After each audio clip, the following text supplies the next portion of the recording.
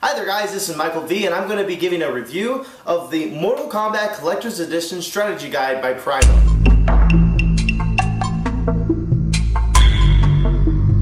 Now before you even open up this strategy guide, there's no doubt that it is absolutely beautiful. This is of course the Collector's Edition. They have a standard edition in softback, but this is a hardback Collector's Edition. On the front we have the Mortal Kombat logo, the side it has this beautiful bookend, and then also the NetherRealm Studios logo here on the back.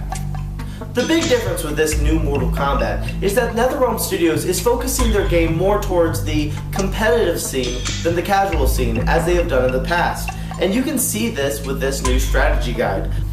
The strategy guide starts off with a 4-page article about the history of the Mortal Kombat game, and more importantly, the history of the game in a competitive sense. They talk about past tournaments, arcades that held large tournaments, and also some of the major tournament players from back in the day. It's definitely a really cool article. I enjoyed reading it a lot. Unlike most of the Prima strategy guides that have been printed for Mortal Kombat in the past, luckily this one includes all of the fatalities and they are all correct. Originally when they released this book, they had a whole bunch of little cards that came with it, and all of those were incorrect, but the strategy guide itself is actually right, so you can rely on the strategy guide for your fatalities. The strategy guide is beautifully printed, it's very well written, and there's only a handful of things that are wrong with it, but to be completely honest, the things that are wrong with it are pretty unforgivable. Inside this strategy guide there is no damage notation, and this was done for good reason. Because NetherRealm Studios has continuously buffed the game through quick updates, the damage of certain combos has changed throughout its short life so far.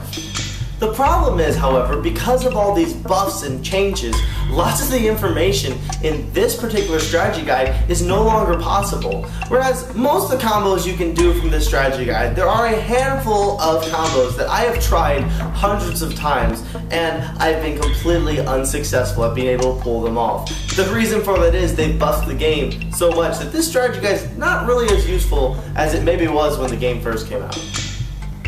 With the exception of downloadable characters, every character is taken good care of in this book, including their biographies and more importantly strategies on how to use the character. The combos are really nice, but understanding the general strategy for your character is even more important. Something that's really interesting about this book is that at the end of each character section they have a little paragraph about what is the best and worst matchup for the character. Of course, matchup meaning what character is it easiest and what character is it hardest for your player to defeat. Which of course brings me to the most controversial part of the Prima Mortal Kombat strategy guide, and that is its infamous tier list. For those of you who may not be in the know, a tier list is a basic list of characters listed from best character to use to absolute worst character in the game. And of course the reason why this is controversial is because they had this tier list before anyone had even played the game. According to this strategy guide's tier list, Raiden and Johnny Cage are the absolute best characters that you can use in the game. Whereas I will agree that they are very good characters. It has been painfully obvious in the tournament scene that Kung Lao is probably the top tier of this game. Moving on past that tier list, we can read some interviews with the game creators, which is always really fun to read. Not to mention that there is tons of concept art in there. There is one that has a little bit of nudity in it, so I guess like, you know, parents' discretion. I don't care. It's Mortal Kombat. A kid shouldn't have this in their hands anyways. But yeah, the interviews are really awesome. You get some insight on how the video game creators think as they create a game like Mortal Kombat. So the overall point of a strategy guide is to give you a lot of really good insight onto the game. And to be completely honest, this strategy guide doesn't do it at all. However, I cannot overlook how beautiful this strategy guide is. The article at the beginning about the history of the tournament scene and the articles at the end interviewing the game creators, it makes it for a really nice buy for any kind of collector. So I say that this is a must buy for any collector out there. But if you're just looking for a Mortal Kombat strategy guide, it's better just to go online and watch stuff on Mortal Kombat websites like Mortal Kombat Online and TestYourMight.com. So overall, I'm going to give this book probably 5 out of 10 to be honest.